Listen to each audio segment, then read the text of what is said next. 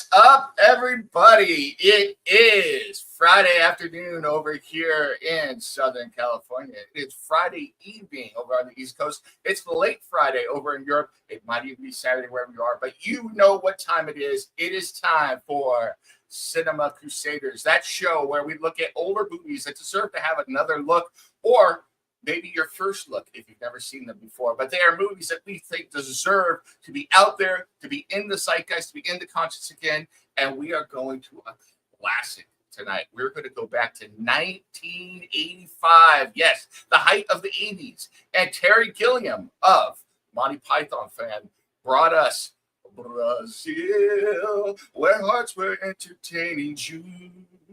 We stood beneath an amber moon and softly murmured someday soon. Yeah, you know it. That's the movie we are covering today. So before we do that, I am going to bring in two of my fellow Crusaders who are here right now. Hopefully, Mr. Bracey will show up soon, but if he doesn't, we hope that he's fine wherever he is. But let me introduce them first. He is a writer, a talented writer for both Omen Comics and Rain Cross Press. He has written such things as Blitz and Michael Nero, White Druid Michael Nero. I'm talking about none other than Steve Shadewing Sellers. How you doing, Steve? Brazil. Yeah, I would have actually have sung that if you hadn't. So I'm kind of glad you beat me to it. Sorry, I stole it from you then. I think everybody wants to sing that because that theme had actually stuck with me for years after I first saw this movie, like ages and ages ago. And kind of looking back at it, the first time I saw it, I think I was a little too young to understand everything that Gilliam was going for. And looking back on it now, I just see what a brilliant comedic satire of Orwellian type dystopian regimes this is. And a lot of what is creepy in this movie is a lot of what actually could exist or has come to pass since Gilliam made this movie. So there's a lot to really discuss with that. It's just a really, really great film, and I'm kind of glad to come back to it. Gilliam's a master. Excellent. And you know what? As you were just talking and I was singing that song, I have a thought of what I think that song means, but we'll get to that after I introduce our next Crusader. He is the man behind Warehouse 9 Pro. He has done such things as Bob the Non-Union Psychic, which is available in a variety of places. You can go check that out, including Any One World and Warehouse9Pro.com. He's also done The Unmentionables, Hunting for Fish, Waiting for LeGros. I mean, the titles are endless. He is a filmmaker, an incredibly talented Renaissance man.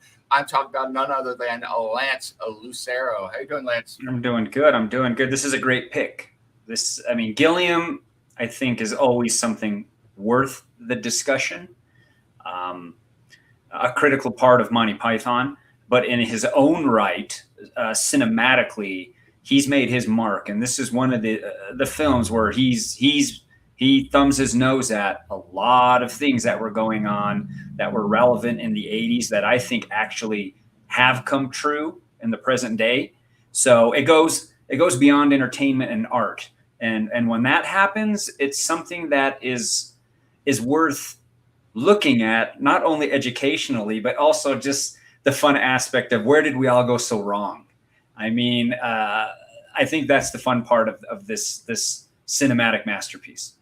Now, I think it is worth noting, and we're going to get, before we get into the performances and everything else, I think it's worth noting that Terry Gilliam became friends with the group that would later become Monty Python. He's originally American, gained British citizenship, but his bachelor's degree is in political science.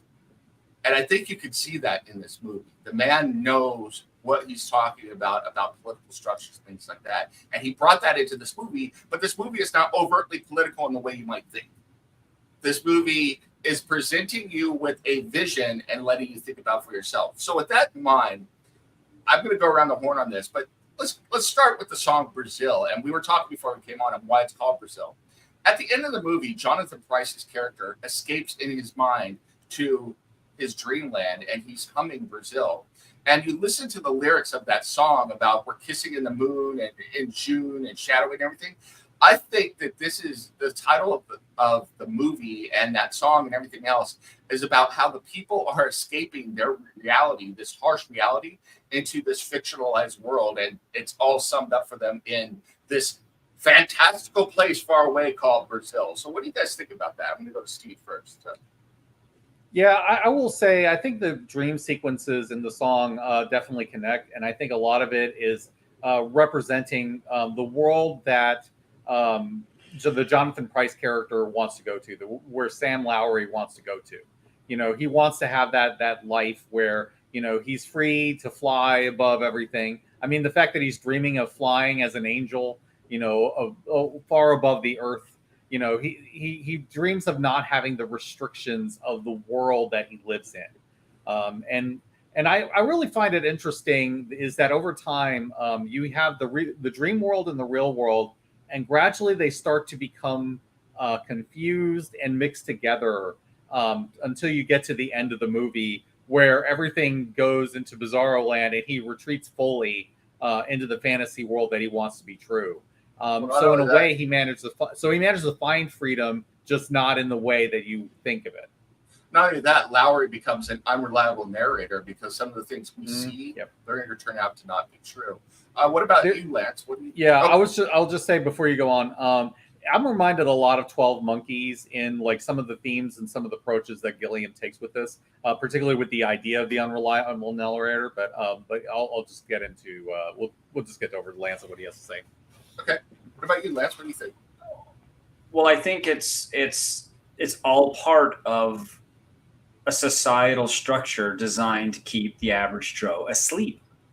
I think even how he reverts back into his mind most of the time, that is his only escapism, versus where you can see other escapisms is classic movies for people in the film, or their obsession with their image, plastic surgery, or obsession with their jobs that they're just programmed to do, these mindless automatons.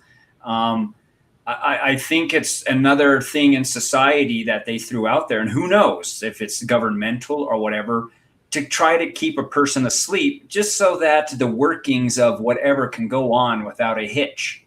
Doesn't matter if it's corporate or governmental, just like we have today devices and distractions to keep people asleep so they don't pay attention to what's really happening in life. And they revert to these influences without having to think of really how horrible existence is and how you just have to handle it and prevail. So maybe that's taken it a little deep, but this movie's been a case study for me since 1985 when I first saw it. And I'm like, all right, this movie has a lot to say. There's a lot to be said besides art and entertainment in this film. Absolutely. And not only that, I mean, I would say that you also have the situation where they talk about how technology can be used by systems to enslave people. I mean, it's an overly complicated amount of technology in the world, which, by the way, doesn't work worth a damn most of the time. And is the only way it can be serviced is through the system. So it exists to keep people busy within the system. And what's funny is it screams of today, absolutely. Amazon. Right. Yeah. Technology was supposed to make lives easier in the 50s, and then we seen it fall to pieces in the computer age, whereas now people just don't unwire. They're working harder and working more than they ever have before. And, that's relevant. And the aspect of they have all these modern conveniences in the film, but none of them really work well, just like today. Our internet is faulty. The web is faulty. Your phones are faulty. It's like things are built with a shelf life. So really our technology isn't awesome. It's unreliable. And I love the way they started to really tune into that in the film. Elevators that don't stop all the way at the top or the bottom. All the simple things were like, why doesn't this stuff work? And I see it today. I see things just don't work. They just don't work well. In Yep. fact, I will say, just as a funny anecdote, when you started talking about how the internet didn't work, mine blinked out for about a second. see, they're against us, man. And then Central services. yeah, and the best example I can think of from today about how technology can be enslaving and be debilitating is GPS. You know, my kids now cannot get anywhere without GPS on their phone, and I'll drive all over the Western United States without GPS because I've done it before, because I know where to go, and then I can figure out where I'm going. And they'll look at me like, how can you drive 20 minutes away without GPS? It's like, because I can't. You know, you just do, and they're enslaved to the technology, whether they know it or not. You know, and it's not their fault. It's the society that and is the now GPS sometimes will take you to the wrong place, and you have to figure it out for yourself. Right, a gazetteer, a map. Believe me, Yeah. we do a lot of road trips, and we have all of that in the car, and we revert to that most of the time. It's like, oh, guess what? This is way more accurate. Yeah. You know. And not only that, and not to go down the conspiracy theory route, but this is kind of where this movie is taking us, which is the slippery slope. Whoever controls the device, who controls the app, controls you. So the United States government controls GPS. If they decide to turn it off tomorrow, what happens to our society? You know, Right. There's going to be some people that can't find their local 7-Eleven, while the rest of us are going to not have a problem. Yeah. Possible Matrix inspiration. There seem to be some similarities. You know, I think in a very roundabout way. You know, in a loose way, not as much as I think They Live did, but I think I can definitely see, you know, where the idea would come from. Right. I mean, the Matrix is more about systems of enslavement and control in a very, I'm going to say, over the top way. You know, I think where it might have similarities is that the Matrix is all about keep the people happy so they don't question about what's really going on, you know, or what's broken. So yeah, and that's what Mike says as well. Thematically, so yeah, thematically, I would say yes. So I think there are some performances to talk about, but I think there's a lot to talk about here about look, feel, themes, and I really want to concentrate on that, but I don't want to give short shrift to the performances. So I'm going to go around the horn real quick, and let's talk about, you know, one or two performances that you want to highlight, and then we're going to get into some of the other stuff that I think, because this movie has deeper meaning other than just, like Lance was saying, art and entertainment. So I'm going to go to Lance first, though. Highlight for us a couple performances that you want to talk about, that you want to make sure people pay attention to. So. Well, first and foremost, you know, Jonathan Pryce. I mean, he carries this flick. He's in practically every single scene of this movie, except for, I think, the beginning scene. And it's amazing how he carries it and stays in character. And he kind of reminds me of a little bit more of a fanatic Jimmy Stewart. You know what I mean? I think he definitely has that likable quality to him, even though there are times you just want to smack him. You know, it's just like you just want to smack him. It's like, what is your problem?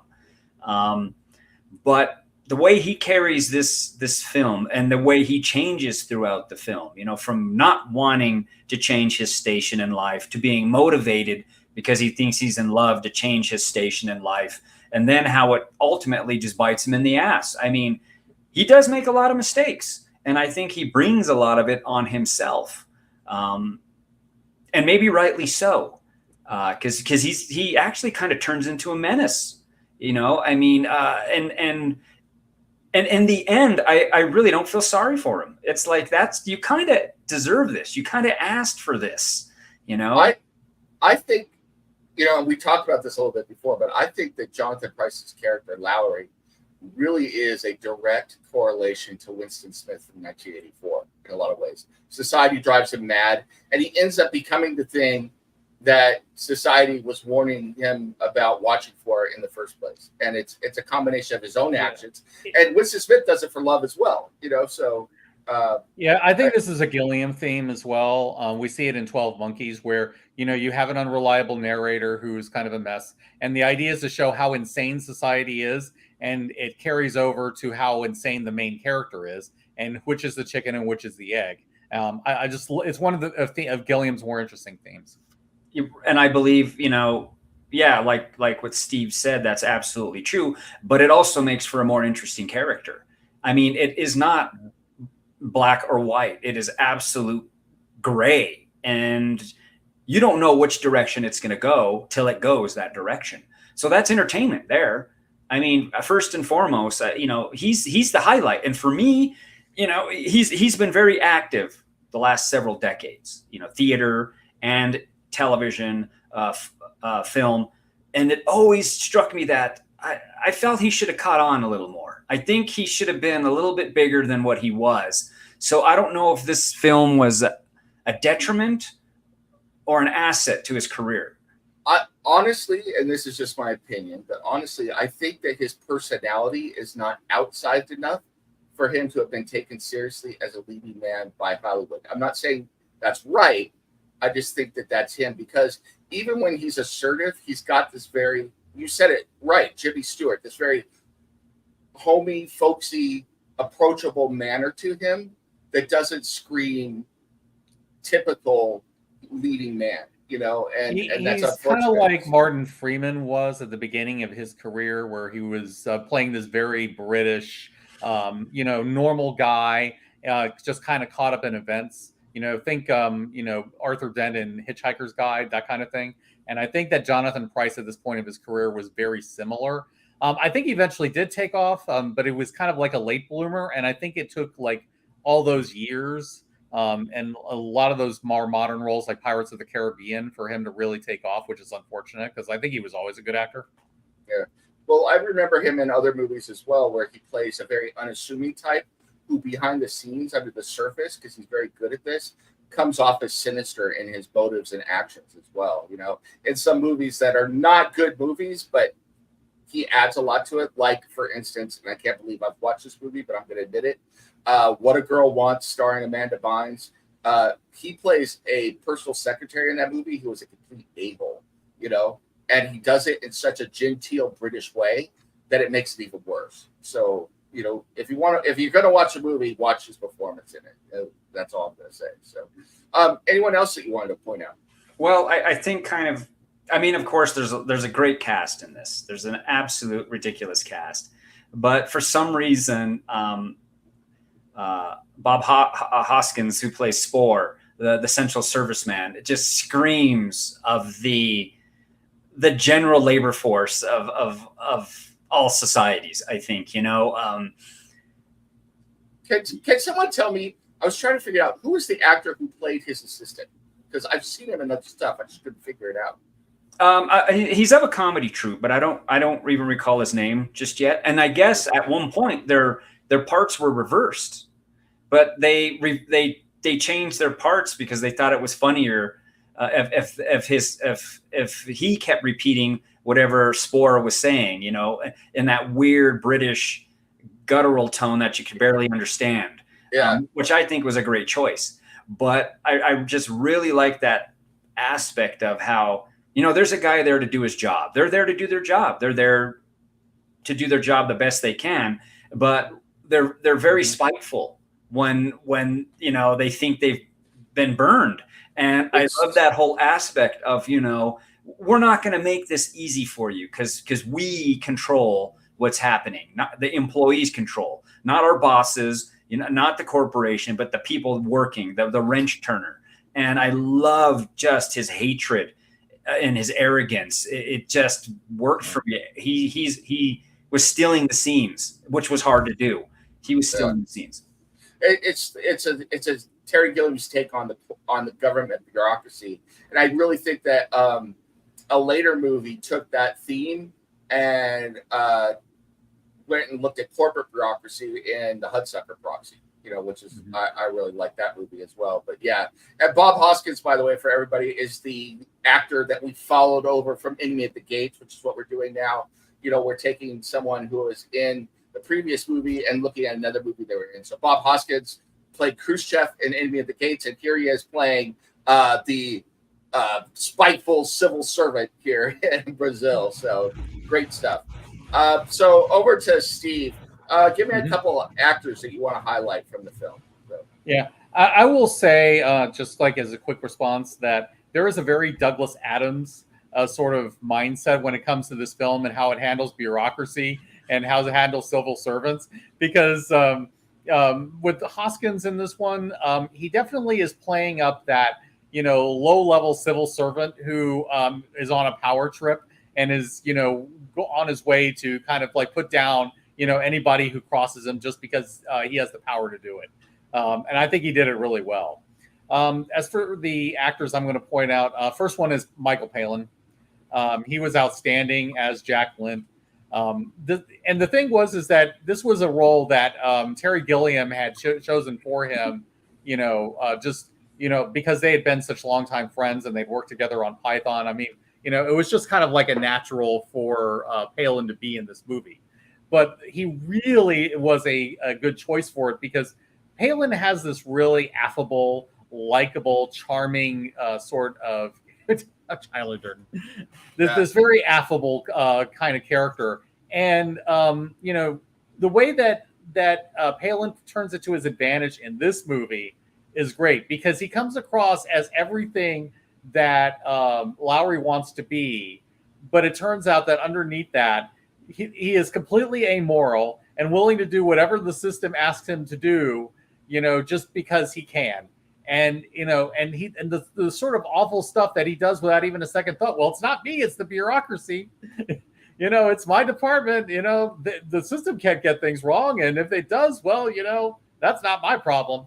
And I just say, but the way that Palin does it, in this really likable, friendly way, it's just perfect character work. It's just absolutely great. And Palin is the one guy in this cast who naturally gets what Gilliam is going for because they are both Pythoners and they have this whole darkly British satirical approach. And Palin knew exactly what Gilliam was going for, and he nailed it, as you would expect. So that was great. And then I also want to highlight Robert De Niro as Tuttle. Now, the interesting thing is that De Niro fought to get in this role. This was not something that Gilliam necessarily asked him to do. He wanted to play Lint initially, and unfortunately, he had already promised it to Palin, so that didn't work. But they managed to work it out where it was like, "Hey, would you like to play Tuttle?" And so De Niro doesn't really play like a huge role in that, but he is this really, really interesting character, and because of this, you really see both Palin and De Niro play characters that are kind of against their type because De Niro is well known for playing bad guys usually, but in this case, he's actually like the resistance in a sense. He's a guy who is going behind the system's back, fixing things and trying to make things better. And he's treated as a terrorist for it, which is hilarious. Right. They drop that very uncoolly, like he's a terrorist for helping. He's yeah, it's great. And the way that the De Niro plays it is very, he's kind of like this friendly plumber that you run across at any day of the week, and that's all there is to it. But it's so sincere, and it really works. And so both of those two guys, I think, are very, very memorable in the time that they have in this movie. Yeah, it's pretty amazing. And then there are so many stories that we could share where there are similar people in our society today where if you try and do what seems like an innocuous thing to help someone, you fall afoul of the bureaucratic state because you didn't have the right license or you didn't have the right form or whatever it is. So, well, we're living it now as independents. We're the indie world. Therefore, we're not supposedly juiced into that system, which means in a sense, they look to us for an alternate idea, but we're also a threat. Yeah. So I'm going to highlight a couple of smaller performances. So first, I want to highlight Ian Holm as Mr. Kurtzman. He comes off as so meek, so just in a promoted over his promoted to the level of his incompetence, and yet he is a snake because he ends up. The minute that this guy that he was so dependent on in Lowry, one of the charges read against him is all of the stuff that he didn't take care of. later at the end for Lowry, So he is just the ultimate incompetent bureaucrat who's been promoted to this position. And Ian Holm is brilliant in it. And you could see flashes of his performances in later things in this one right here. His mannerisms, the way he can come off as meek and unassuming and yet have this passive aggressiveness to him as well, which, he's done many movies, but I bring it back to his performance as Bilbo Baggins in the various Fellowship movies and stuff. You can see it in there as well, the way he comes off. So I thought that he was really, really good in this movie. The fact that he's trying to assert authority and no one has respect for him in his own office, I just thought he was brilliant. The other one I have to point out, and I think she's another show scene stealer, is Katherine Hellman. Yeah, she is just amazing. She is so despicable and yet charismatic at the same time, with that damn shoe on her head all the time and everything else, which once again, we never get an explanation, but I think in my mind, Gilliam is commenting on the ludicrousness of fashion half the time and everything else, and what is popular and all of the various plastic surgeries, and then her friend is getting plastic surgery and her face is melting off because it's acid, and just the whole thing is just so biting and witty and just a great commentary. Excuse me. But I thought she was absolutely fantastic, and for it to be a very British comedy, but there are some major roles played by American actors, and they fit in seamlessly.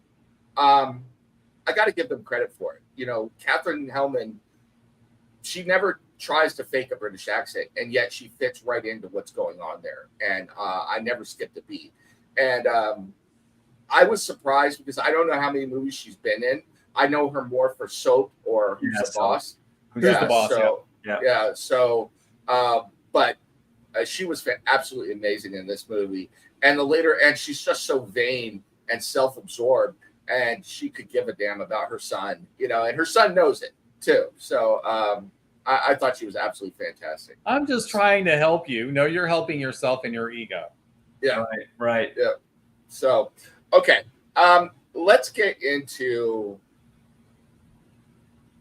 set design and production and like costuming and everything, but tie that to themes, So I kind of want you guys to talk about different parts that stood out for you, but what it meant thematically to the movie, because I think it's fair to say that everything in this movie contributes to the theme of the movie. It tells a story in some way. It's one of those rare movies where there are no random choices. It feels like there's no random choices in this movie. So I'm going to go to Lance first, and we're going to go around maybe once or twice on this, but point something out that really stood out for you, either cinematography or set design or costume design or something, and what it meant to you. Well, once again, this is an era of top-notch production value. We're talking live sets, we're talking miniatures, costuming. Everything is 100% the way it needs to be, and it's reality. Studying the film, I think the only blue screen that was used is in the dream sequence. The cage, when his love interest is trapped in the cage. I think that is the only Jill Layton. I think that's the only blue screen we have. Other than that, this is all real time. This is a film that is, once again, practical, 100% practical. Even the flames acting as blood shooting out of the samurai, that was real fire. And all of that is just eye candy, cinematically. Everything just looks beautiful, beautifully lit, beautifully costumed.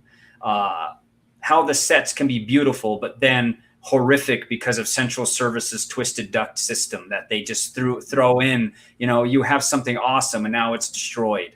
The dream sequences are the things that stand out to me the most. That David Bowie, Ziggy Stardust looking angelic character Jonathan Pryce plays like a hero. He looks like a hero. He doesn't look meek. He doesn't look like the Jimmy Stewart type. When he's in that character, he looks badass. And all those sequences, That's what a fantasy adventure should look like right there. That's Right. what I want in every fantasy adventure. That kind of beauty and cohesiveness. It makes sense. It's he's battling those evils, but in his mind, metaphorically, it's an evil samurai, or it's a stone monster, or From a technical perspective, I have to ask you this question because this was common in the 80s through a lot of fantasy, and I'm wondering how this is accomplished. And I wanted to ask you this on the show. In those dream sequences, it's almost like this diffuse light or soft light effect where it feels hazy, almost. How do you accomplish that on film? I know they used a lot of wide angle lens for a little bit of distortion. And I also know that, when you do have a lot of light or harsh light, sometimes you just want to miss the set for real. You actually create that haze for real. Mm-hmm. Sometimes it is just a scar, but this movie feels like everything has a hidden meaning. It feels random without being random in a way. And that's the weird paradox of this movie. Like, you can definitely tell there's an absurdist element and things seem to happen randomly, but you can definitely tell that behind the scenes there were intentional choices made by Gilliam. That is a very difficult balance. Even the meals at an expensive restaurant, you're ordering like duck l'orange or steak or whatever, and you think you're going to get this great meal, and then everything comes out and it looks exactly the same. You're assuming it's just flavored different. Yeah, you're ordering off a picture. What I mean? But I think that's Terry Gilliam though. Whenever you're going to see a Terry Gilliam film, you're going to get eye candy, and this is the director to study for environment, for sets, for photography. He was an animator. He was a cartoonist. He's a guy that has production design in his brain. No matter what, it's just wired in there. And these are the guys that movie making is all about sometimes. They're going to do something that's going to be interesting and usually last decades. They're going to be relevant long when they're gone. And looking at the dream sequences, I mean, just the dream sequence alone can be its own film. And every aspect about it, the miniatures, the foam rubber latex armor, the wings, I've seen that. I've seen the Lowry Angel. It's in like Terry Gilliam's office. It's like as big as a GI Joe. It's like 9 inches tall. It's the 2 feet wide. It's hanging on wires like next to his desk. And I'm thinking that was photographed cinematically, and it looked amazing. The little kid that played Jonathan Pryce as the warrior when they had a full-size person and a samurai, and it blends seamlessly. To me, the dream sequences is what really stirred me up as a young teenage kid. I'm like, now this is what I want my fantasy adventures to look like. That whole David Bowie look was just killing me every time I watched him. But this time he's got muscles and a sword. And, it just was beautiful, beautiful eye candy. And I think no matter what, when I think cinema and Terry Gilliam, I go back to Brazil and his dream sequences. I think, okay, think of that. And that's what you want your cinema to look like. And that's it. Absolutely. I'm going to bring up 2 things real quick. I got several things. So, but I'm going to bring up 2 things on this first go around. We'll see how we're doing on time. And I'm pretty sure Mike Bentley out there is going to like both of these because the first one has to do with mythology and the second one has to do with horror movies. So first, mythology. Going back to the angel, I get a huge Icarus vibe there as well. And I think that's intentional. In fact, when he's flying up to, I forget her name, but in the dream sequence, she's up high in the sky and she's up and there's a halo around her. It's like it's the sun. And that is when the society reaches up and he literally has his wings taken from him by the samurai at one point.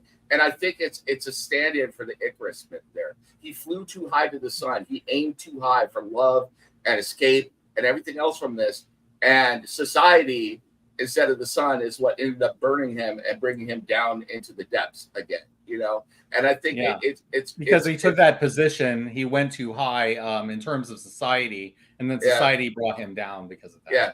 And I think it's great imagery, and it really, I think it goes to his classical education as well. It's something I don't want to harp on stuff, but The too many. Pythoners were very well educated. That show. Yeah. They were all very well educated. Yeah. The second one is going to go directly to, I mean, just pure horror for me, and it's the baby masks that they wear.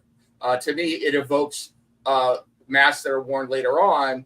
And even though these were pig masks, they look very similar to these baby masks in this movie. It's the masks that they wear in Saw and the Saw franchise, those pig masks. They look incredibly similar to the baby masks here. And they just evoke a visceral terror in you, at least for me, because I don't like dolls anyway.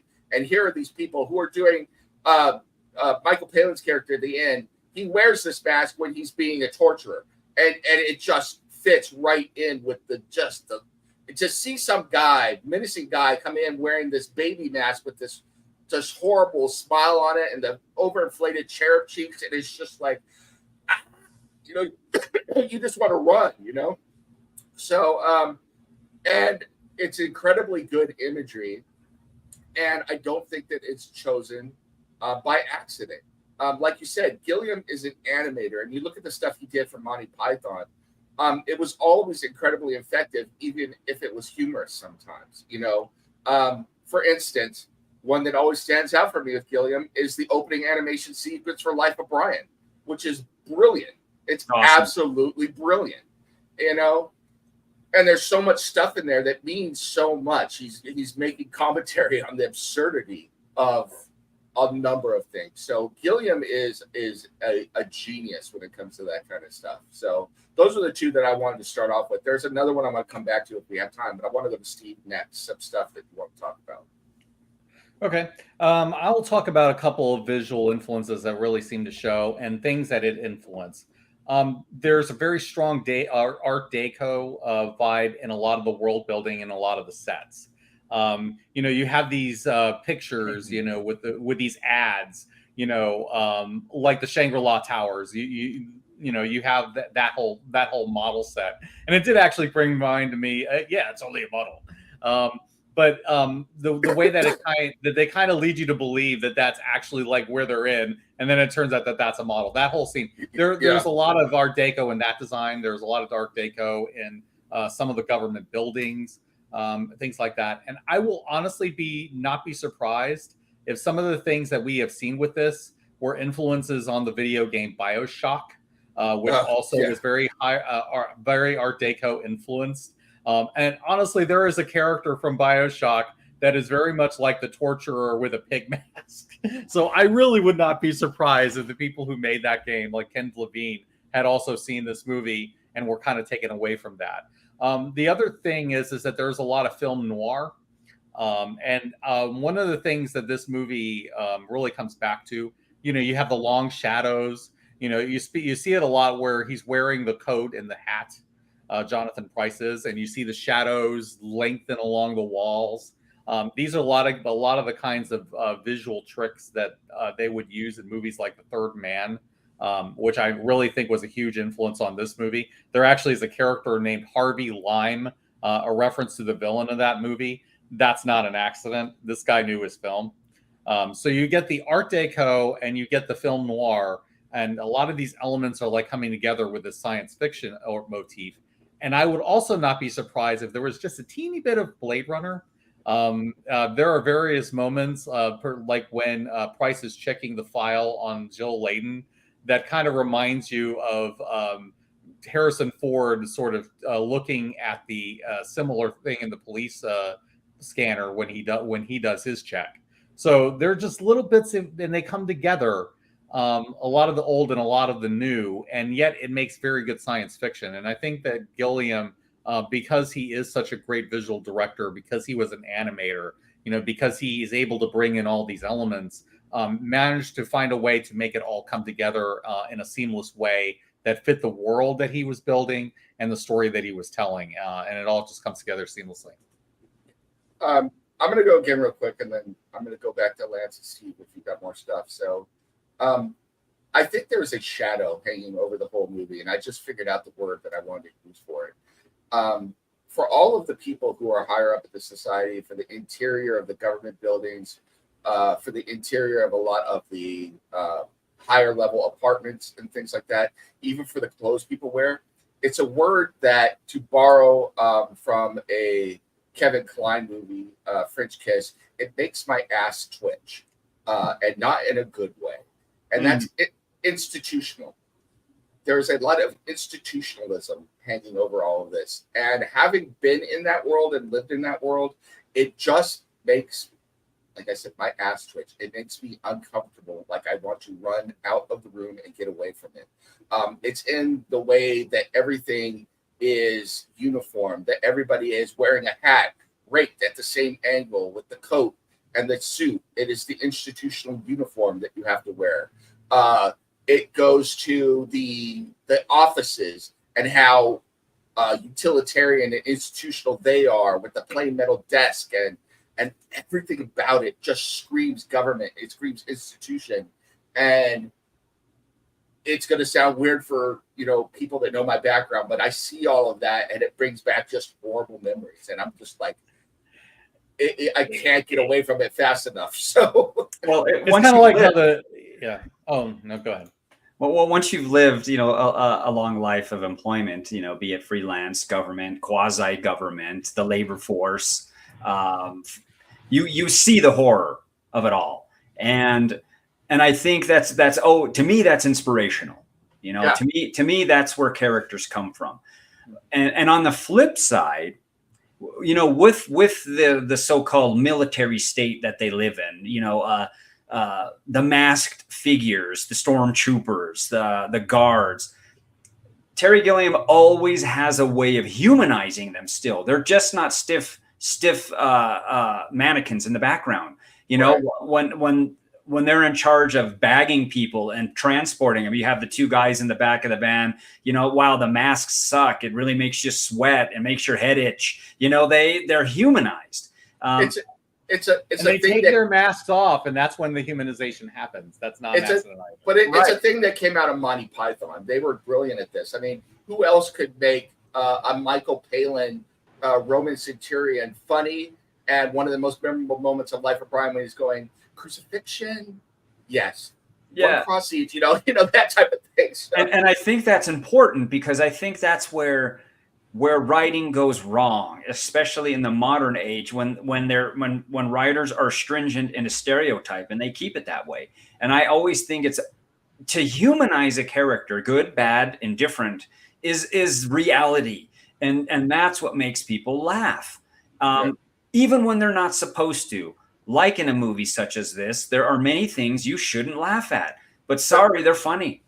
I think it also shows the dichotomy as well. And I hate to harp on this, but it's like, I've been down to the Pentagon in DC. I've had to work in these areas. It's like all of these people are real people, but that institutionalism drains your humanity out of you. It turns you into a robot, a zombie, and it's just insidious. And I think this movie captures that perfectly, which is why sometimes I watch this movie with a sense of dread, like it's almost a horror movie.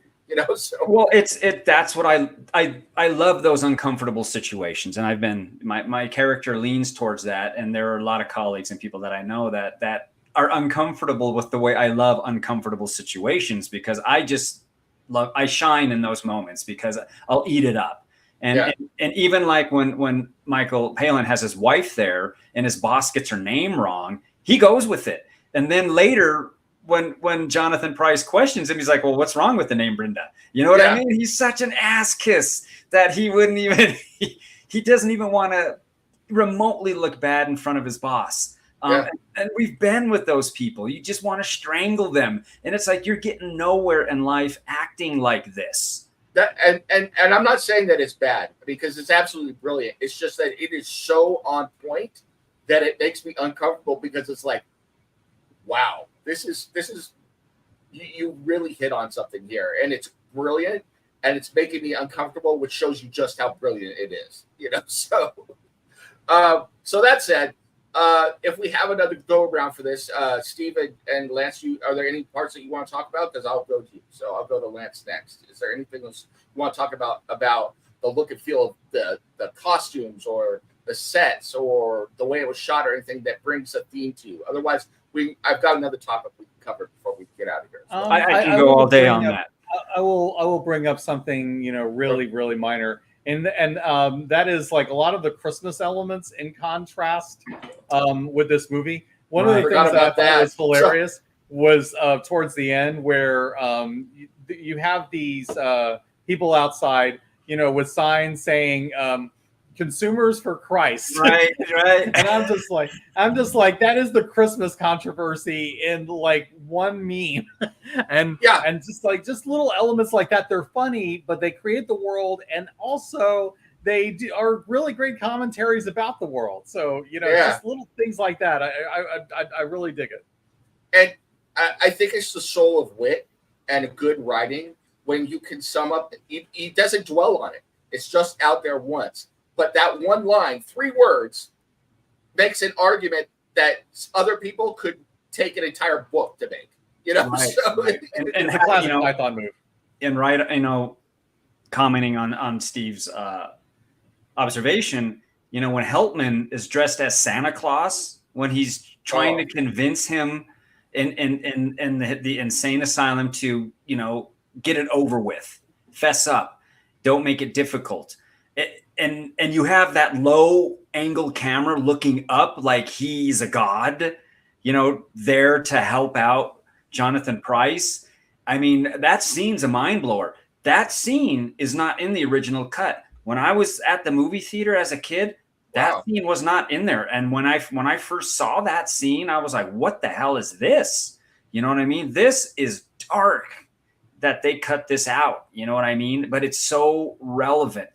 And even when the guards are singing Christmas carols in the catacombs, he humanizes them. What else do they have to do? So their commander is lecturing them on the proper way to sing a Christmas carol. I mean, there's layers to this flick, man, and it just keeps going and going and going. And every time you go there, it's a dark theme. Excellent, absolutely. So, okay, Lance, you have another one that you want to point out here. Well, I mean, the plastic surgery bit always gets me. But when Steve mentioned the Shangri-La, and when he pulls up in that little tiny car, and the kids are playing a game that mimics their life. Yeah. They have a little kid stuck in a bag with holes on his eyes. They, I'll never confess. They have kids with little machine guns. Interrogating him and then they burn his car up. It's, to me, that says it all. How at a young age people are kind of influenced or programmed. They're playing what they know. They're playing a game, but it's the life they live. And to me, that kind of sums it all up. The youth are already affected. It's over with, man. They're gonna go down the route. They're gonna be everything that they hate. So that moment at Shangri-La Towers when they leave that kid in that bag, and when they leave him to go burn that car up, still in that bag. It's insidious, but it's brilliant at the same time. Now I've got one that I'm gonna throw out there for you, and I want to hear your guys' comments on both on this. So there is a anecdotal story that a Navy officer one time charged the Navy for something that he called an analog decision device. And the analog decision device ended up being a quarter that he used to make decisions when he would flip a coin. That said, all of the Christmas presents in here are this ridiculous executive device where they put it up and it's a random yes or no. I think that is amazing. I know what I think it means to me, but I wanted to go around to you guys and see your commentary on this. So I'm going to go to Steve first, because I think it's brilliant that all of the executives, all of the decision makers in government have this random yes-no device. So over to you, Steve. Yeah, I mean, it just shows that these people, don't have a thought in their head. That it just, I guess there is that too. But yeah, it's a lot of, and the other thing that I kind of noticed is like everybody gets one. All of the Christmas presents they get in the office are the exact same thing. There is no imagination. There is no individuality. There is just this stupid yes or no thing. And it's just like, it's just ridiculous. I mean, it shows the other lack of humanity that is in the upper echelons of this society. And and which is really interesting because they seem to go out of their way to try to dehumanize everybody else that they want to destroy, which is why they put the bags on their heads. So a lot of it is, yeah, you see these people, going through their motions, and they're not really people, they're just kind of sublimating themselves, and it goes, and it's the same thing with this. Nobody makes any decisions except real decisions that they want to stand behind that are based on any real principles. They just kind of go vacillate one way or another depending on what the political convenience is and what the winds are blowing. And the bags on their head goes back. I mean, Gilliam, like I said, it has that political science background. It goes back to the Gestapo and the KGB, where you would get black bag, and then they dehumanize the enemy before destroying them. And then V for Vendetta, you had the same thing where people are getting black bagged and take it away. I was thinking of V for Vendetta quite a lot in this movie. I would not be surprised if Alan Moore took a few hints from it. Yeah. What about you, Lance? What do you think about the digital or the analog decision device in this movie? You gonna get yourself one there? I think it's hilarious, man. It's so dumbed down. It's not even the magic 8-ball where you shake and have extra options. It's just yes, no, and it's Art Deco toy that absolves you, of your conscience. Okay, it just says yes, go for it, and then you forget about it. It's over with. It feels good to it. Yeah, it's hilarious. And to borrow Michael Palin character's line, it's not my fault, It's not my fault. It's not my problem. So yeah, I think that was a great ongoing gag. You know what I mean? It's like, okay, that's kind of true to some people, or to a lot of people, that it's just too painful to make a decision. They don't, you see it. You've seen it in the corporate structure. You've seen it. It's like, oh gosh, if I may say it this way, I'm a villain. If I do, no, shut up and do your job. You know what I mean? You can do your job without being a villain. To take this random aspect of decision making is villainous. You know what I mean? That's more villainous than taking the time to rationalize it. So I just think he nailed it. Once again, he nailed it. Absolutely. So I've got one other one for you, and this is kind of a deep thoughts type question. So thinking of this movie Brazil, I would like, and either one of you can go first if you need time to think about it, any genre of art. So it could be art, literature, etc. But where do you think that what work that is a favorite of yours, or it might not even be a favorite of yours, does it compare to, and what is its relative importance to then, 1985, and now? So, for instance, I'll go first real quick. I said it before. I think this movie shares a lot of similarities to 1984. To me, that was a foundational book for me growing up. I read it very young, and I continue to read it today. Between 1984, Animal Farm, and Brave New World, I have read so many times. They're like my Bible. I studied them when it comes to that type of literature. I think that this movie is as important in cinema for that same reason that 1985 is important. It's a cautionary tale. It is a political commentary. It's a social commentary. And it is one that we're not paying attention to, as far as I'm concerned. It's one that Aldous Huxley warned us what was coming, and it's come. 1984, George Orwell warned us what was coming, and it came. Even parts of Animal Farm, are coming. We're seeing them around the world. And I think that this movie, Idiocracy, is another one. We ignore these movies at our peril. And so, to me, these types of movies, whether Gilliam intended it or not, are just incredible commentaries on what is the worst case scenario if things keep going the way they are. And you look at what was going on in the 80s and how we've progressed up to 2023, and I think you really see it in this film.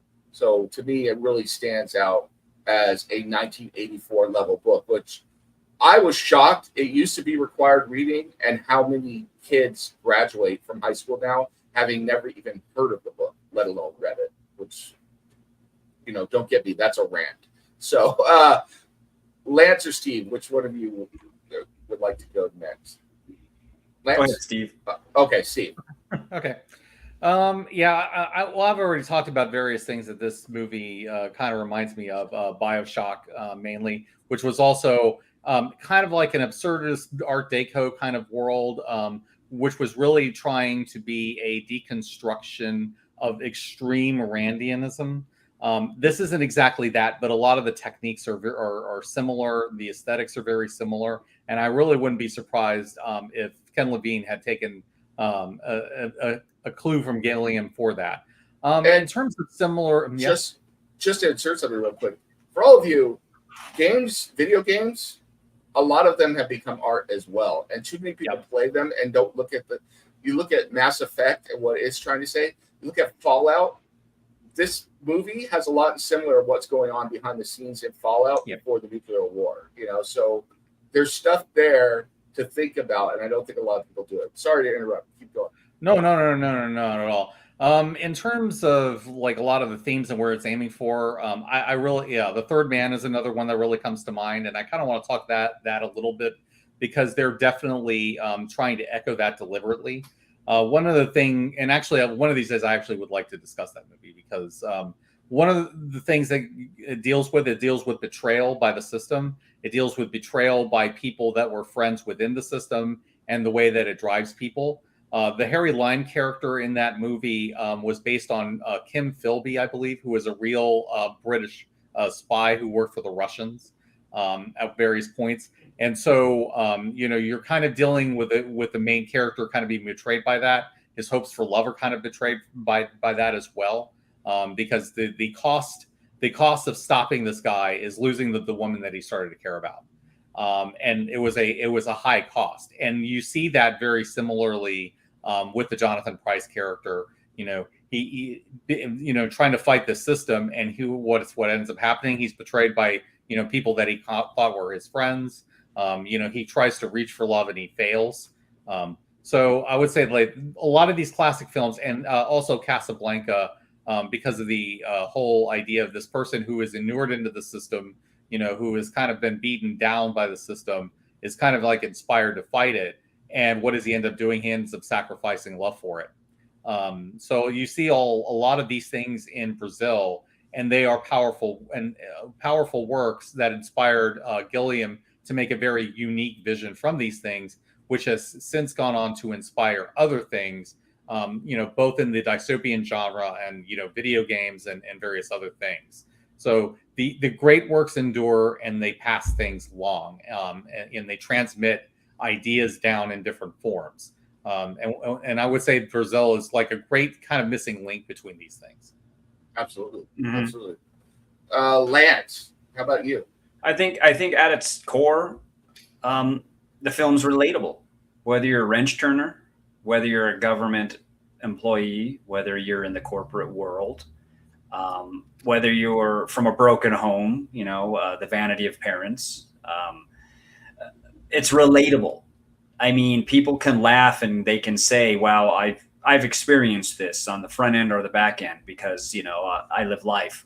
I think that's how it transcends, and putting it in this kind of a fantasy context, it makes it a little bit more, how I should say, immortal. You know what I'm saying? It has longevity versus something contemporary, let's say like Blue Collar or Office Space or Extract. You know what I mean? Those are movies of their time, and they still have relatability, but with Brazil, because it has this weird fantasy feel to it, you can watch it 30 years ago and you can watch it today, and I think it looks like it was shot yesterday.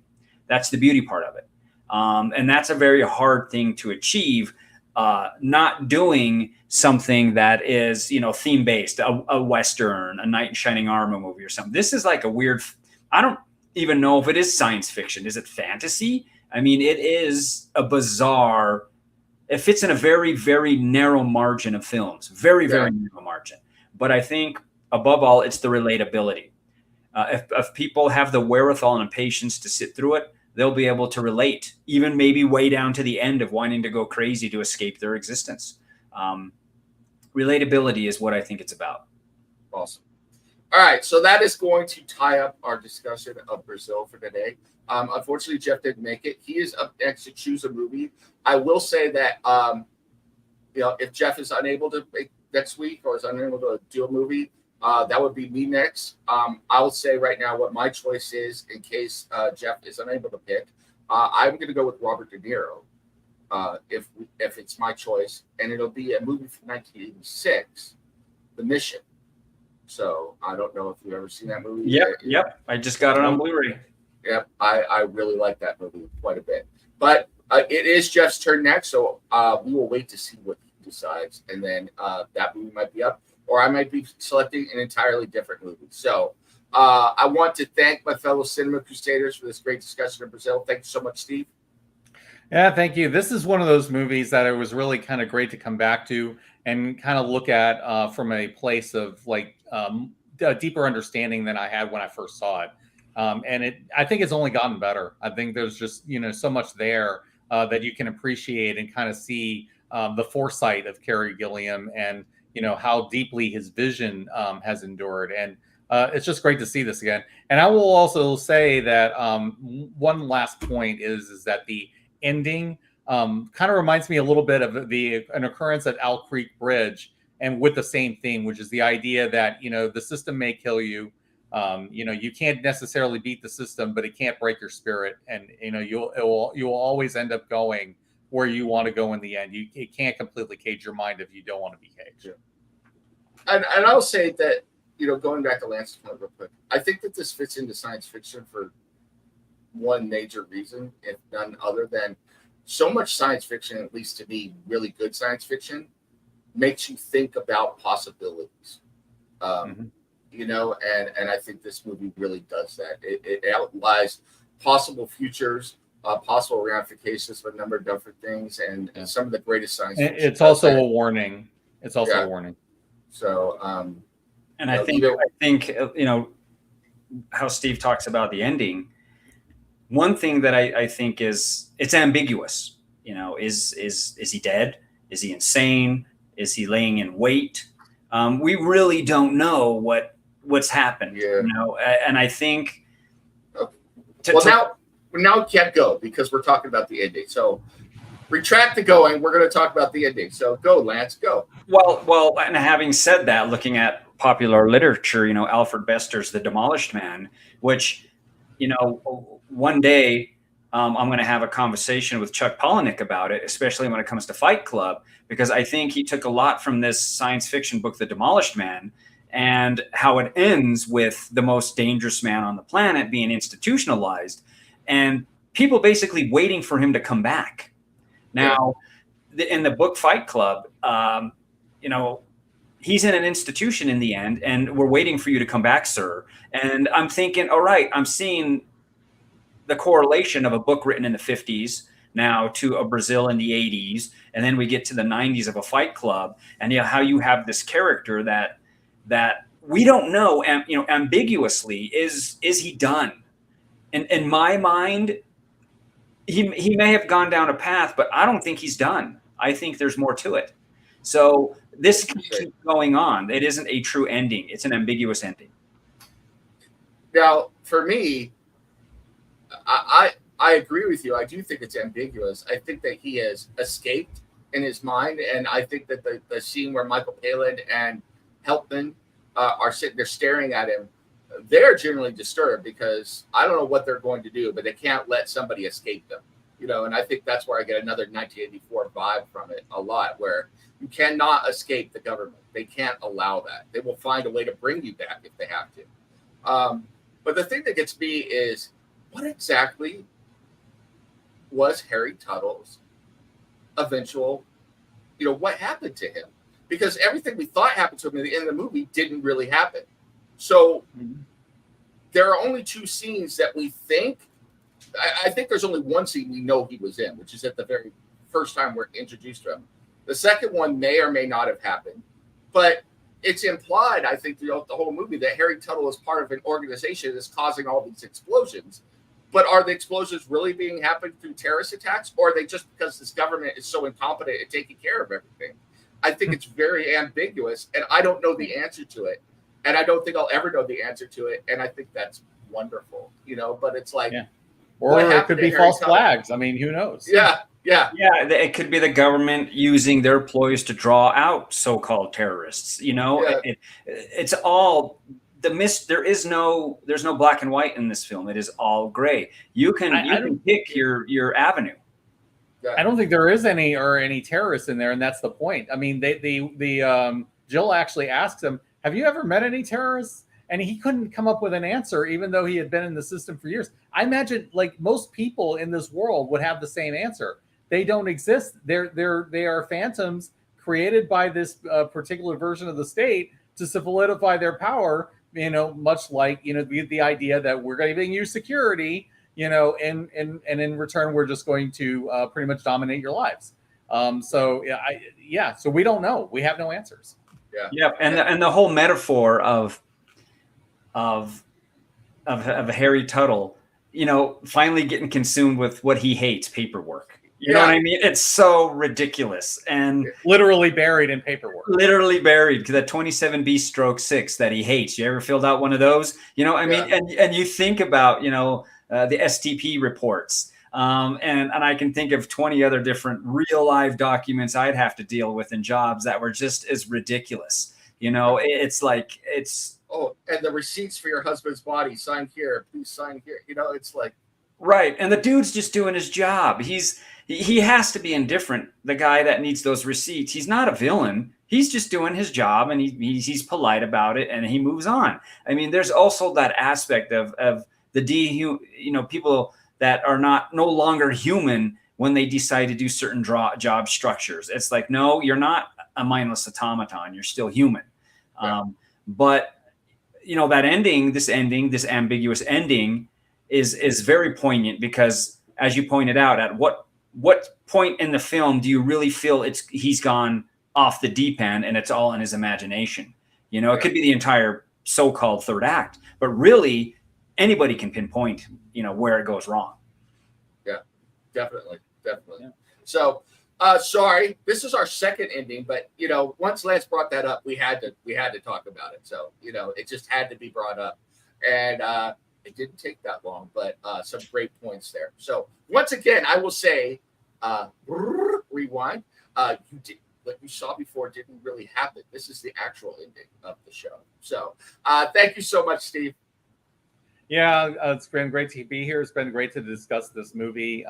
It's great to go back to this film and see, where Gilliam really started, to shine as a director, how it influenced his later films. It's just a really great movie to go back to, and it's one of those that you can watch again and again and probably get something new out of it. Absolutely. And thank you so much, Lance. Hey, thanks a lot. This was a great pick. I was looking forward to this one.